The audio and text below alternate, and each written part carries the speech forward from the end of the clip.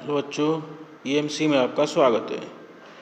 तो अब हम चैप्टर नंबर आपका 3 शुरू करने जा रहे हैं। इस चैप्टर का नाम है आव्यूह, इंग्लिश में बोलते हैं मैट्रिक्स। तो आव्यूह की परिभाषा क्या है सो हम बता रहे हैं। यानी दिए गए आंकड़ों को बड़े ब्रैकेट में पंक्ति को बोलते हैं रो, पंक्ति या रो व स्तंभ कॉलम के रूप में व्यवस्थित करने को आव्यूह कहते हैं। जैसे इसमें देखिए, ये आव्यूह हमने बनाया है। इसमें ये रो है, लेटी हुई जितनी है ये रो है, 1 2, ये R2 हो गई, ये R3 हो गई। और इसमें ये कॉलम है, इसको C1 C2 C3 ये C4 है।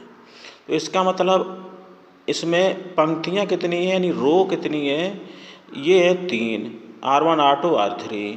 और इसमें कॉलम कितने हैं, 1 2 3 4, यानी 4 कॉलम है। इनको लिखा है C1 C2 C3 C4। तो ये तो हुआ आपका आव्यूह की परिभाषा। अब इसमें आती है आव्यूह की कोटि। कोट को लिखने का तरीका, कोट होती है रो गुणे कॉलम, इस रूप में लिखा जाता है। पंक्ति गुणे कॉलम, ये नीचे लिखा रहता है। ये कोट यहाँ पर लिखी जाती है सदैव, जिस कोट का हो। तो रो गुणे कॉलम, इसका मतलब ये 3 गुणे 4 है। इसका मतलब इसमें 3 तो रो हैं और 4 कॉलम हैं। देखो, 1 रो 2 3, कॉलम कितने हो गए, 1 2 3 4।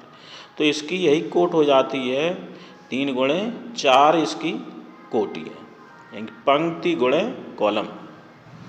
इस प्रकार इसको लिखते हैं। अब देखिए आव्यूह के प्रकार। आव्यूह के प्रकार में क्या करते हैं, नंबर 1 है क्षैतिज आव्यूह। क्षैतिज आव्यूह में क्या होता है, ऐसा आव्यूह जिसमें पंक्तियों की संख्या स्तंभों की संख्या से कम हो, तो उसे क्षैतिज आव्यूह कहते हैं। यानी R is less than C, R का मतलब पंक्ति और C का मतलब कॉलम। तो आपका क्षैतिज आव्यूह इसमें 1 2, रो तो 2 है और कॉलम 3 है, यानी R का मान छोटा है और C का मान ज़्यादा है, इसलिए ये क्षैतिज आव्यूह हो गया। इसी प्रकार ऊर्ध्वाधर आव्यूह। ऊर्ध्वाधर आव्यूह क्या होता है, ऐसा आव्यूह जिसमें पंक्तियों की संख्या स्तंभों की संख्या से अधिक हो, यानी R is greater than C।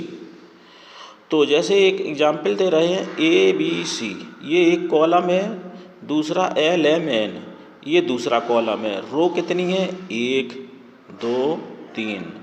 तो R का मान 3 है और कॉलम कितने हैं, 1 2।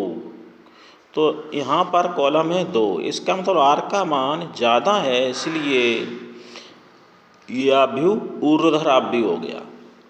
ठीक है, ओके, धन्यवाद।